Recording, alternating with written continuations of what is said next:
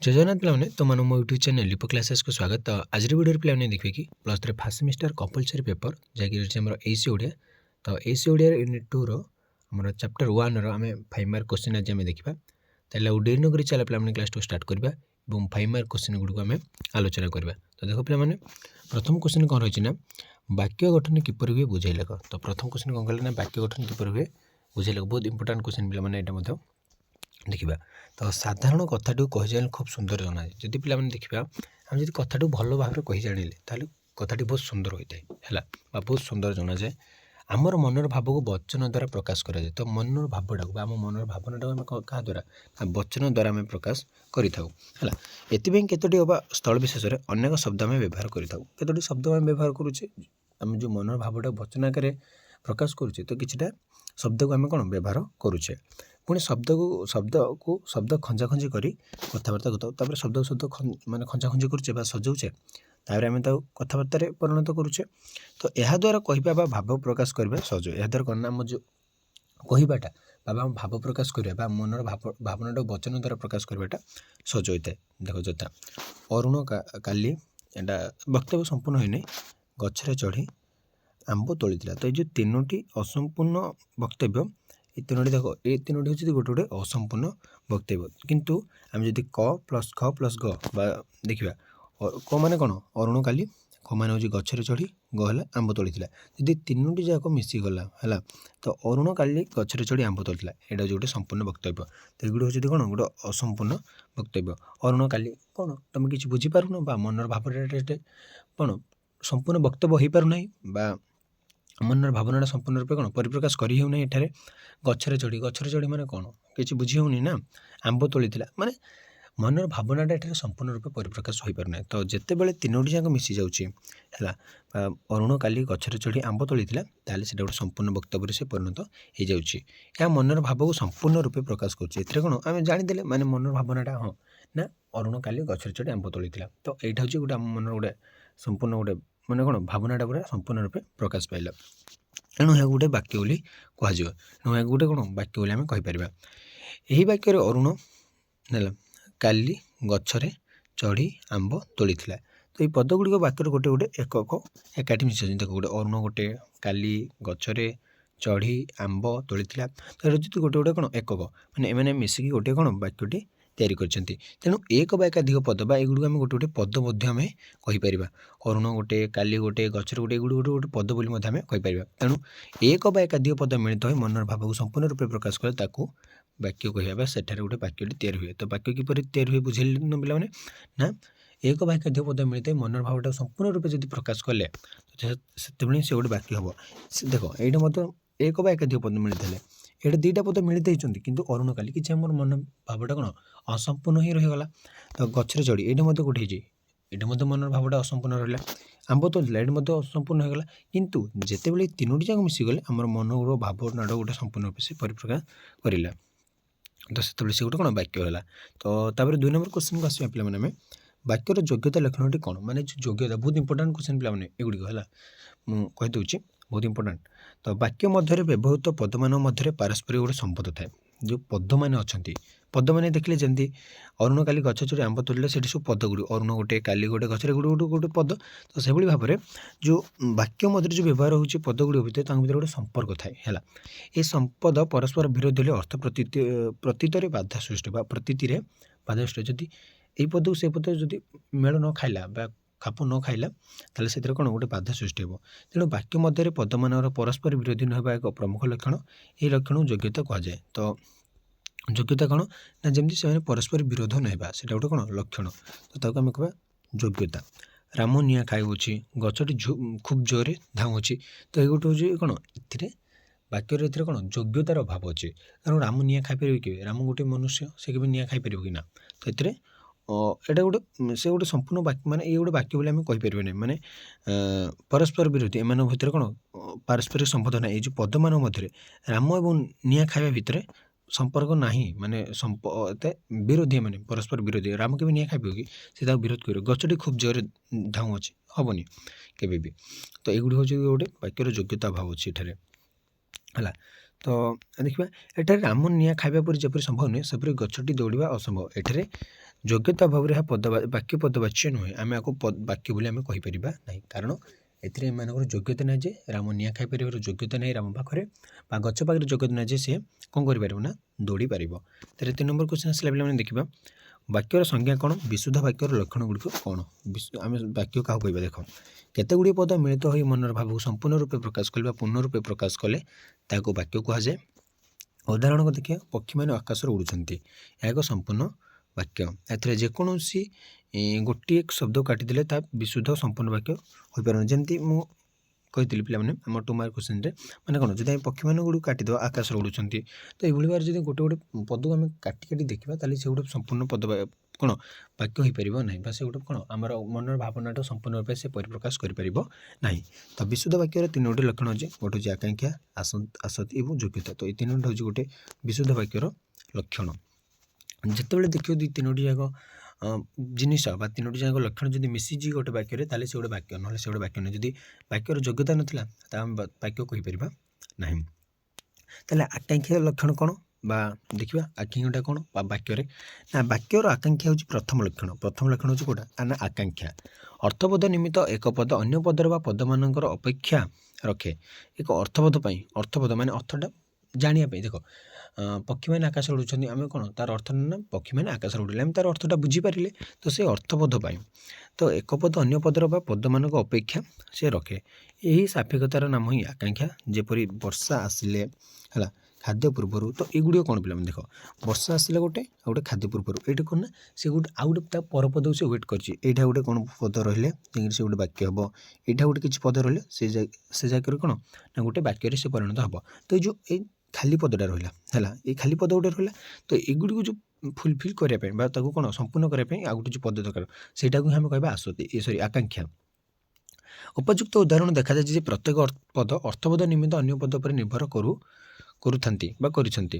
ସେପରି ଦ୍ୱାରା ଅଭାବ ଥିବାରୁ ତାହା ବାକ୍ୟରେ ପରିଣତ ହୋଇପାରୁ ନାହିଁ। ତ ଦେଖ କିନ୍ତୁ ସେଇ ଯେଉଁ ପଦ ଗୁଡ଼ିକ ଅଭାବ ଅଛି, ଯେଉଁ ବର୍ଷା ଆସିଲେ ଏଇଟା ଗୋଟେ ପଦଟେ ଦରକାର ଅଛି, ଖାଦ୍ୟ ପୂର୍ବରୁ ଆଉ ଗୋଟେ ଦରକାର ଅଛି, ତ ତାକୁ କ'ଣ ସେଥିପାଇଁ ଏ ଗୋଟେ ବାକ୍ୟରେ ପରିଣତ ହୋଇପାରୁ ନାହିଁ। ଏହି ପଦର ଅଭାବ ପୂରଣ ହେଲେ ଅର୍ଥ ପ୍ରକରଣ ହେଲା, ଅର୍ଥ ପ୍ରକାଶଟା ଆମ ଅର୍ଥ ପ୍ରକାଶ ପାଇବା ସହିତ ବାକ୍ୟ ରୂପେ ସେ ବିବେଚିତ ହେବ। ତ ଯେମିତି ଦେଖ ବର୍ଷା ଆସିଲେ କ'ଣ ଚାଷ କାମ ହୁଏ, ଖାଇବା ପୂର୍ବରୁ ହାତ ଧୁଅ।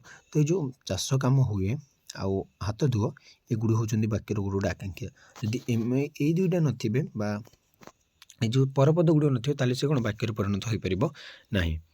ଦେଖିଲେ ପିଲାମାନେ ଆକାଂକ୍ଷା କେତେ ଜରୁରୀ, ମାନେ ସେ କ'ଣ ଅନ୍ୟ ପଦ ଗୁଡ଼ିକୁ ସେ ୱେଟ୍ କରୁଛି। ବର୍ଷା ଆସିଲେ ତାର ଚାଷ କାମ ହୁଏ ଆମେ ଲେଖିଲେ, ତାପରେ ଯେ କ'ଣ ସେ ଗୋଟେ ବାକ୍ୟରେ ପରିଣତ ହେଲା। 5 ନମ୍ବର କ୍ୱେଶ୍ଚନ୍ ଦେଖିବା, ଆସତି ଲକ୍ଷଣ କାହାକୁ କହନ୍ତି, ଉଦାହରଣ ସହ ଲେଖ। ଆସତି ଆମେ କାହାକୁ କହିବା ଦେଖିବା। ବାକ୍ୟ ମଧ୍ୟରେ ପଦ ଗୁଡ଼ିକ ଏପରି କ୍ରମରେ ବିନ୍ୟସ୍ତ ହେବା ଦରକାର ଯଦ୍ୱାରା ଗୋଟିଏ ପଦ ଶ୍ରବଣ କରି ତତ୍ପରବର୍ତ୍ତୀ ପଦ ଶ୍ରବଣ ଦ୍ୱାରା ବାକ୍ୟର ଭାବ ନିରବଚ୍ଛିନ୍ନ ରହିବ। ବାକ୍ୟର ଲକ୍ଷଣକୁ ଆସତି ବୋଲି କୁହାଯାଏ। ଆସତି ଅଭାବରେ ବାକ୍ୟର ଅର୍ଥବୋଧର ବ୍ୟାଘାତ ଘଟେ। ଦେଖ ଏଇଟା କ'ଣ ପିଲାମାନେ, ବାକ୍ୟ ମଧ୍ୟରେ ଯେଉଁ ପଦ ଗୁଡ଼ିକ କ୍ରମରେ ବିନ୍ୟସ୍ତ, ମାନେ ଯେଉଁ ସାଜସଜ୍ଜା, ତାକୁ ଆମେ କହିବା ଆସତି। ମାନେ ପଦ ଗୁଡ଼ିକର ଯେଉଁ ଶବ୍ଦ ଯୋଜନାଟା ବା ଯେଉଁ ସଜେଇ ଲେଖିବାଟା ତାକୁ କହିବା ଆମେ ଆସତି ହେଲା। ତ ବାକ୍ୟର এই ଲକ୍ଷଣଟାକୁ ଆମେ କ'ଣ କହିବା ନା ଆସତି। ଦେଖ ଲୁଣିଆ ତରକାରୀ ହୋଇଯାଇଛି, ଏଇଟା କ'ଣ ପିଲାମାନେ ଗୋଟେ ବାକ୍ୟ ବୋଲି ଆମେ ପଢ଼ିଲେ ଆମେ କ'ଣ ବୁଝିପାରୁଛେ ନା, ଲୁଣିଆ ତରକାରୀ ହୋଇଯାଇଛି ମାନେ କ'ଣ, ଲୁଣିଆ ତରକାରୀ ହୋଇଯାଇଛି ନାହିଁ, ତରକାରୀ ଲୁଣିଆ ହୋଇଯାଇଛି। ଆମେ ସେମିତି କଲେ ଗୋଟେ ବୁଝିବା, ହଁ ତରକାରୀଟା ଲୁଣିଆ ହୋଇଯାଇଛି। ବ୍ୟବହାର କର ନାହିଁ ମୋବାଇଲ ପାଠ ପଢ଼ା ବେଳେ, ମାନେ କ'ଣ ତାର କିଛି ଆମେ ବୁଝିପାରୁନି, ମାନେ ଏଠାରେ ଯେଉଁ ଶବ୍ଦ ଗୁଡ଼ିକ ମାନେ ରହିଛି ତାର ସାଜସଜ୍ଜା ଠିକ୍ ନାହିଁ ବା ସଜେଇକି ଭଲ ଭାବରେ ଠିକ୍ ଭାବରେ ସଜାଯାଇ ନାହିଁ, ତ ତାକୁ ଆମେ କ'ଣ ସଜେଇ ଲେଖିବାକୁ ପଡ଼ିବ, ମାନେ ଏଠାରେ ତାର ଆସତିର ଅଭାବ ରହିଛି। এই ଉଦାହରଣ ଦୁଇଟିରେ ପଦ ଗୁଡ଼ିକ ଯଥାଯଥ ବିନ୍ୟସ୍ତ ହୋଇଥିବାରୁ ପଦ ଗୁଡ଼ିକୁ ଶୁଣିବା ବେଳେ ଭାବର ଧାରା ସୁସହନ୍ତ ସଂଯୋଜିତ ହୋଇନଥିବ। ମାନେ ଦେଖ ଏଇଟା ଗୋଟେ ବାକ୍ୟଟେ ହିଁ, ଆମେ ଯଦି କହିବା ଗୋଟେ ବାକ୍ୟଟେ, କିନ୍ତୁ ଏଇଟା ଆମର କ'ଣ ମାନେ ଆମକୁ କେମିତି ଗୋଟେ ଅଲଗା ଲାଗୁଛି, ମାନେ ଶୁଣିଲା ବେଳେ ଆମକୁ ଗୋଟେ କେମିତି ଅଡ୍ ଟାଇପ୍ର ଲାଗୁଛି, ମାନେ ବୁଝା ପଡ଼ୁନି କିଛି, ଏଇଟା ବୁଝା ପଡ଼ୁନି ବାକ୍ୟଟା ଗୋଟେ, କିନ୍ତୁ ବୁଝା ପଡ଼ୁନି। ଏଇଟା କ'ଣ ପଦ ଗୁଡ଼ିକ ଠିକ୍ ଭାବରେ ସଂଯୋଜନ କରାଯାଏ ନାହିଁ ବା ପଦ ଗୁଡ଼ିକର ଯେଉଁ ସଜ୍ଜିତ ପ୍ରଣାଳୀଟା ଠିକ୍ ଭାବରେ ହେଇନାହିଁ। ଯେମିତି ଫୁଲ ଗୁଡ଼ିକ କ'ଣ ଭଲ ଭାବରେ ଯଦି ଆମେ ସିଲେଇବା, ତାହେଲେ ଗୋଟେ ବହୁତ ଭଲ ମାଳଟେ ତିଆରି ହେବ। ତ ଏଇ ଯେଉଁ ଫୁଲ ଗୁଡ଼ିକ ରହିଛି ବା ଯେଉଁ ଲୁଣିଆ ଗୋଟେ ଫୁଲ ଯଦି ଆମେ କହିବା ଗୋଟେ ମାଳର ତରକାରୀ ଗୋଟେ ହୋଇଯାଇଛି, ତ ଏଗୁଡ଼ିକ କ'ଣ ସଜା ହେଇ ଭଲ ଭାବରେ ସଜାଯାଏ ନାହିଁ। ଦେଖ ତାପରେ ଯେତେବେଳେ ଆମେ ଯଦି ଯଥା ସଜ୍ଜିତ କରିବା, ତାହେଲେ ସେ କ'ଣ ବାକ୍ୟ ହେବା ସହିତ ସେ ମନର ଭାବକୁ ସମ୍ପୂର୍ଣ୍ଣ ରୂପେ ପ୍ରକାଶ କରିବ। ଦେଖ ତରକାରୀ ଲୁଣିଆ ହୋଇଯାଇଛି, ପାଠ ପଢ଼ା ବେଳେ ମୋବାଇଲ ବ୍ୟବହାର କରୁନାହିଁ, ତ ମୋବାଇଲ ବ୍ୟବହାର କରୁନାହିଁ। ତ ଏଇଗୁଡ଼ିକ ହେଉଛି ଗୋଟେ କ'ଣ ନା ତାକୁ ଆମେ କହିବା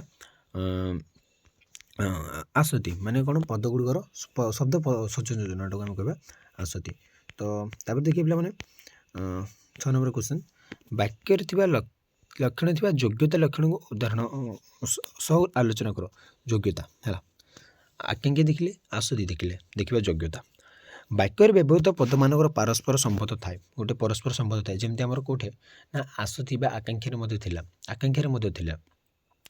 ଏ ସମ୍ବନ୍ଧ ପରସ୍ପର ବିରୋଧୀ ହେଲେ ଅର୍ଥ ପ୍ରତୀତରେ ବାଧା ସୃଷ୍ଟି ହୁଏ। ବାକ୍ୟ ଅନ୍ତର୍ଗତ ପଦମାନର ପରସ୍ପର ବିରୋଧୀ ନ ହେବା ଲକ୍ଷଣକୁ ଆମେ ଯୋଗ୍ୟତା କୁହାଯାଏ। ହେଲା, ଯେପରି ପାହାଡ଼ଟି ଉଡ଼ୁଛି, ଗଛଟି ଦୌଡ଼ୁଛି, ମାନେ କ'ଣ ପାହାଡ଼ଟି ଦୌଡ଼ୁଛି ପିଲାମାନେ, ଏଇଟା ଗୋଟେ ତମ କିଏ ଗୋଟେ କହିବ ପାହାଡ଼ଟି ଉଡ଼ୁଛି, ତୁମେ ସେଇଟା ବିଶ୍ୱାସ କରିବ? ମାନେ ସେଇଟା ଗୋଟେ ଅବିଶ୍ୱସନୀୟ ଜିନିଷ ବା ତାର ଯେମିତି ଯୋଗ୍ୟତା ନାହିଁ, ଗୋଟେ ଅଯୋଗ୍ୟ କଥା ସେ ଯଦି ଆମେ କହିପାରିବା। ପାହାଡ଼ଟି ଉଡ଼ୁଛି, ଗଛଟି ଦୌଡ଼ୁଛି, ଏଗୁଡ଼ିକ କ'ଣ ନା ଏଗୁଡ଼ିକ ତାଙ୍କର ଯୋଗ୍ୟତା ନାହିଁ ଯେ ସେମାନେ ଏଇ କାର୍ଯ୍ୟଟାକୁ କରିପାରିବେ। ହଁ, ଆମେ କହିବା ପକ୍ଷୀଟି ଉଡ଼ୁଛି, ହୋଇପାରିବ, ସେ ଗୋଟେ ବାକ୍ୟ, ପକ୍ଷୀମାନେ ଉଡ଼ୁଛନ୍ତି ବା ପକ୍ଷୀଟି ଉଡ଼ୁଛି। ଗଛଟି ଦୌଡ଼ୁଛି ବଦଳରେ ଆମେ ଯଦି କହିବା ଘୋଡ଼ାଟି ଦୌଡ଼ୁଛି ବା ମନୁଷ୍ୟଟି ଦୌଡ଼ୁଛି, ତାହେଲେ ମନୁଷ୍ୟ ଏବଂ ଘୋଡ଼ାର ଯୋଗ୍ୟତା ଅଛି ଯେ ସେମାନେ ଦୌଡ଼ି ପାରିବେ, ବଟ୍ ଗଛର ଯୋଗ୍ୟତା ନାହିଁ ଯେ ସେ ଦୌଡ଼ି ପାରିବ। ତ ଏଗୁଡ଼ି ହେଉଛି ମାନେ ଏଥିରେ ଯୋଗ୍ୟତା ଅଭାବ ଅଛି, ମାନେ ତାଙ୍କର ଏଇ ଯୋଗ୍ୟତା ନାହିଁ ଯେ ସେମାନେ ଏଇ କାର୍ଯ୍ୟଟିକୁ କରିପାରିବେ। ବୁଝିପାରିଲ ନା ପିଲାମାନେ? ଏମାନଙ୍କର ଏଠାରେ ଯୋଗ୍ୟତାର ଅଭାବ ଅଛି, ତ ସେଥିପାଇଁ ତାକୁ ଆମେ କହିବା କ'ଣ ନା ଯୋଗ୍ୟତା। ତାପରେ ଦେଖିବା, ସେଥିପାଇଁ ଆମେ ଯୋଗ୍ୟତାର ଏଇଟା ଅଭାବ ଯେହେତୁ ଆମେ ଆକୁ ବାକ୍ୟ ପଦବାଚ୍ୟ ବୋଲି ଆମେ କହିପାରିବା ନାହିଁ, ଆକୁ ଆମେ ବାକ୍ୟ ବୋଲି କହିପାରିବା ନାହିଁ, କାରଣ ଏଥିରେ ତାଙ୍କର ଯୋଗ୍ୟତାର ଅଭାବ ରହିଛି। ତ ବାକ୍ୟାଂଶ କହନ୍ତି ଆଉ ଏଥିରେ କ'ଣ କ'ଣ ନଥାଏ। ହେଲା, ବାକ୍ୟାଂଶ କାହାକୁ କହିବା ଆଉ ଏଥିରେ ବାକ୍ୟାଂଶରେ କ'ଣ କ'ଣ ନଥାଏ। ଦେଖ, ବ୍ୟକ୍ତି ତାର ଭାବ ପ୍ରକାଶ କରିବା ନିମିତ୍ତ ପ୍ରସଙ୍ଗ ପରିସ୍ଥିତିକୁ ଲକ୍ଷ୍ୟ ରଖି କିଛି ଛୋଟ ବଡ଼ ବାକ୍ୟ ପ୍ରକାଶ କରିଥାଏ। ହଁ, କିଛି ଛୋଟ ବାକ୍ୟ ଏବଂ କିଛିଟା ବଡ଼ ବାକ୍ୟ ପ୍ରକାଶ କରିଥାଏ। ପ୍ରତ୍ୟେକ ବାକ୍ୟରେ ଯେଉଁ ସବୁ ଅଂଶ ଥାଏ ତାକୁ ଗୋଟେ ବାକ୍ୟାଂଶ କୁହାଯାଏ। ପ୍ରତ୍ୟେକ ବାକ୍ୟରେ କିଛି ଅଂଶ ଥାଏ, ତାକୁ ଆମେ କହିବା ବାକ୍ୟାଂଶ। ଦେଖ, ତୁମ୍ଭେମାନେ କିଛି ନ ବୁଝି ତାକୁ ଗଛରେ ବାନ୍ଧି ବାଡ଼େଇଲ, ବା ତୁମେମାନେ କିଛି ନ ବୁଝି ତାକୁ ଗଛରେ ବାନ୍ଧି ବାଡ଼େଇଲ। ହେଲା, ତ ରେଖାଙ୍କିତ ଅଂଶଗୁଡ଼ିକ ହିଁ ବାକ୍ୟାଂଶ। ଯେ ତୁମ୍ଭେମାନେ ଗୋଟେ, ହେଲା, କିଛି ନ ବୁଝି ଗୋଟିଏ, ତାକୁ ଗଛରେ ବାନ୍ଧି ଗୋଟେ, ବାଡ଼େଇଲ ଗୋଟେ। ହେଲା, ଏସବୁ ମିଳିତ ହୋଇ ଗୋଟେ ଅର୍ଥଯୁକ୍ତ ପୂର୍ଣ୍ଣ ବାକ୍ୟ ପ୍ରକାଶ କରିଥାନ୍ତି। ହଁ, ଯେତେବେଳେ ଆମେ ତୁମ୍ଭେମାନେ କହିଲେ ତୁମ ପିଲାମାନେ କିଛି ବୁଝିବ, ତୁମ୍ଭେମାନେ ମାନେ କ'ଣ, କିଛି ନ ବୁଝି, ଏ ହେଉଛି ଗୋଟେ ଯେଉଁ ବାକ୍ୟାଂଶ। ଏଗୁଡ଼ିକ କ'ଣ ଯେତେବେଳେ ମିଳିତ ହୁଅନ୍ତି ସବୁବେଳେ, ତାକୁ ପିଲାମାନେ ସବୁବେଳେ ଗୋଟେ ଜିନିଷ ମିଳିତ ହେଲା ପରେ ହିଁ ସେ କ'ଣ ଗୋଟେ ବାକ୍ୟରେ ସେ ପରିଣତ ହୋଇଥାଏ। ଯେମିତି ପଦଗୁଡ଼ିକ ଯଦି ମିଳିତ ଭାବେ ବା ମନର ଭାବକୁ ସମ୍ପୂର୍ଣ୍ଣ ରୂପେ ପ୍ରକାଶ କରିଲେ ତାକୁ ହିଁ ଆମେ ବାକ୍ୟ କହିଥାଉ। ଏସବୁ ମିଳିତ ଗୋଟେ ଅର୍ଥଯୁକ୍ତ ପୂର୍ଣ୍ଣ ବାକ୍ୟ ପ୍ରକାଶ କରିଥାନ୍ତି। ତେଣୁ ଏହାର ସଂଜ୍ଞା ହେଉଛି, ଯେତେବେଳେ ସମାପିକା କ୍ରିୟାହୀନ କେତେଗୁଡ଼ିଏ ପଦ ଗୋଟିଏ ଅର୍ଥ କରୁଥିଲେ ହେଁ ସମ୍ପୂର୍ଣ୍ଣ ମନୋଭାବ ପ୍ରକାଶରେ ଅସମର୍ଥ ହୋଇଥାନ୍ତି, ସେତେବେଳେ ସେ ବାକ୍ୟାଂଶ ରୂପେ ପରିଚିତ ହୁଏ।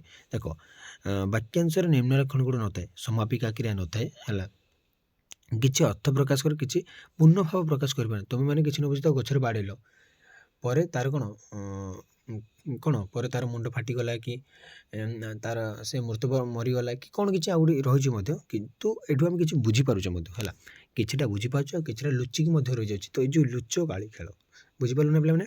ମାନେ କିଛି ଅର୍ଥ ପ୍ରକାଶ କରେ, ଟୋଟାଲ ଅର୍ଥଟା ପ୍ରକାଶ କରେ ନାହିଁ। ତୁମେ ତାକୁ ଆମ୍ବୁଲାନ୍ସରେ ନେଲ, କିନ୍ତୁ ସେ ମଲା କି ବଞ୍ଚିଲା ଆମେ ଜାଣିପାରିଲେ ନାହିଁ। ତ ଯେଉଁ ନେଲ, ବୁଝିପାରିଲେ? ହଁ, ତାକୁ ଆମ୍ବୁଲାନ୍ସରେ ନିଆଯାଇଛି, ତାପରେ କ'ଣ ହେଇଛି ଦେଖିବା।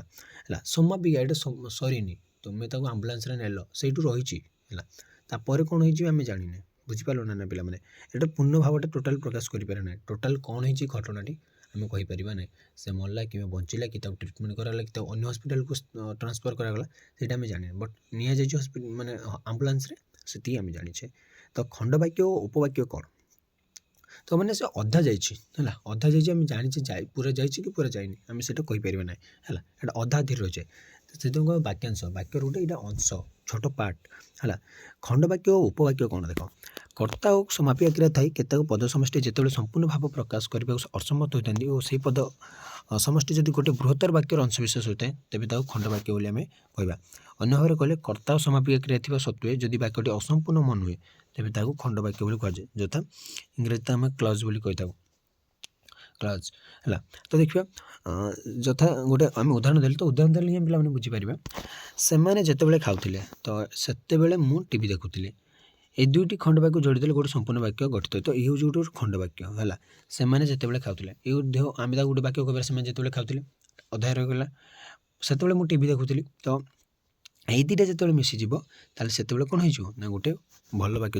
ସେମାନେ ଯେତେବେଳେ ଖାଉଥିଲେ ସେତେବେଳେ ମୁଁ ଟିଭି ଦେଖୁଥିଲି। ତ ଦେଖ ଏଇଟା କ'ଣ ଥାଏ ନା କର୍ତ୍ତା ଓ ସମାପିକା କ୍ରିୟା ଥାଏ। କେତେକ ପଦ ସମଷ୍ଟି ଯେତେବେଳେ ସମ୍ପୂର୍ଣ୍ଣ ଭାଗ ପ୍ରକାଶ କରିବ, ଏଇଟା ସମ୍ପୂର୍ଣ୍ଣ ଭାଗ ପିଲାମାନେ ପ୍ରକାଶ କରିପାରିବେନି। ଏଇଟା କର୍ତ୍ତା ଅଛି ଆଉ ସମାପିକା କ୍ରିୟା ମଧ୍ୟ ଅଛି। ସେମାନେ ଯେତେବେଳେ ଖାଉଥିଲେ, ଖାଇବାଟା ଗୋଟେ ସମାପିକା କ୍ରିୟା। ଆମେ ଯଦି ଖାଉଥିଲେ, ଖାଇବା ସରିଛି। ତ ଏବଂ ସେହି ପଦ ସମଷ୍ଟି ଯଦି ଗୋଟେ ବୃହତ୍ତର ବାକ୍ୟର ଅଂଶବିଶେଷ ହୋଇଥାଏ ତେବେ ତାକୁ ଖଣ୍ଡବାକ୍ୟ ବୋଲି ଆମେ କହିବା। ଦେଖ ଏଇଟା କର୍ତ୍ତା ଅଛି, ସମାପିକା କ୍ରିୟା ମଧ୍ୟ ଅଛି ଏଥିରେ, କିନ୍ତୁ ବାକ୍ୟଟା ଅସମ୍ପୂର୍ଣ୍ଣ ମନେ ହୁଏ। କିନ୍ତୁ ଯେତେବେଳେ ଏଇ ଦୁଇଟା ବାକ୍ୟକୁ ଆମେ ମିଶାଇଦେବା, ଦୁଇଟା ଖଣ୍ଡ ବାକ୍ୟକୁ ଯେତେବେଳେ ଆମେ ମିଶାଇଦେବା ହେଲା, ତାପରେ ସେ ଗୋଟେ କ'ଣ ପୂର୍ଣ୍ଣ ବାକ୍ୟରେ ପରିଣତ ହୋଇଯିବ। ଯେପରି ସେମାନେ ଯେତେବେଳେ ଖାଉଥିଲେ ସେତେବେଳେ ମୁଁ ଟିଭି ଦେଖୁଥିଲି, ସେ ଗୋଟେ ବାକ୍ୟ ହୋଇଗଲା। ଗୋଟିଏ ସମ୍ପୂର୍ଣ୍ଣ ବାକ୍ୟରେ ଏକାଧିକ ଖଣ୍ଡ ବାକ୍ୟ ରହିଥିଲେ ସେଥିରୁ ଗୋଟିଏ ପ୍ରଧାନ ଖଣ୍ଡ ବାକ୍ୟ ରହିବ ସହିତ ଅନ୍ୟ ଗୁଡ଼ିଏ ଅପ୍ରଧାନ ଖଣ୍ଡ ବାକ୍ୟ। ଏ ଅପ୍ରଧାନ ଖଣ୍ଡ ବାକ୍ୟକୁ ଉପବାକ୍ୟ ବା ଆଶ୍ରିତ ବାକ୍ୟ ବୋଲି କହିବା। ଦେଖ ଟିଭି ଦେଖିବାଟା ଯଦି ମୁଖ୍ୟ ହେଲା ତାକୁ ଆମେ କହିବା କ'ଣ ପ୍ରଧାନ ବାକ୍ୟ। ସେତେବେଳେ ମୁଁ ଟିଭି ଦେଖୁଥିଲି ହେଲା, ତ ଏଇଟା ହେଉଛି କ'ଣ ଗୋଟେ ଆମେ ଯଦି କହିବା ବୋଲି ଉପବାକ୍ୟ। ତ ସେଭଳି ଭାବରେ ଗୋଟେ ବାକ୍ୟରେ ଗୋଟେ ହେଉଛି ପ୍ରଧାନ ଖଣ୍ଡ ବାକ୍ୟ ଆଉ ଗୋଟେ ହେଉଛି ଉପବାକ୍ୟ। ତ ଏଇ ଯେଉଁ ଉପବାକ୍ୟ କାହାକୁ ଆମେ ନା ଅପ୍ରଧାନ ଖଣ୍ଡ ବାକ୍ୟକୁ ବା ଆଉ ଯିଏ ଅଦର ଗୁଡ଼ିକ ରହିଲେ ସେମାନଙ୍କୁ ଆମେ ଉପବାକ୍ୟ ବୋଲି କହିବା। ତ ଦେଖିଲେ ମାନେ 5 ମାର୍କ କ୍ୱେଶ୍ଚନ୍। ତ ଆଜି ମୁଁ ରହୁଛି। ତ ତାପରେ ଆମେ ଦେଖିବା ମାନେ 8 ନମ୍ବର ବିଶିଷ୍ଟ ପ୍ରଶ୍ନ ରହିଲି। ଜୟ ଜଗନ୍ନାଥ।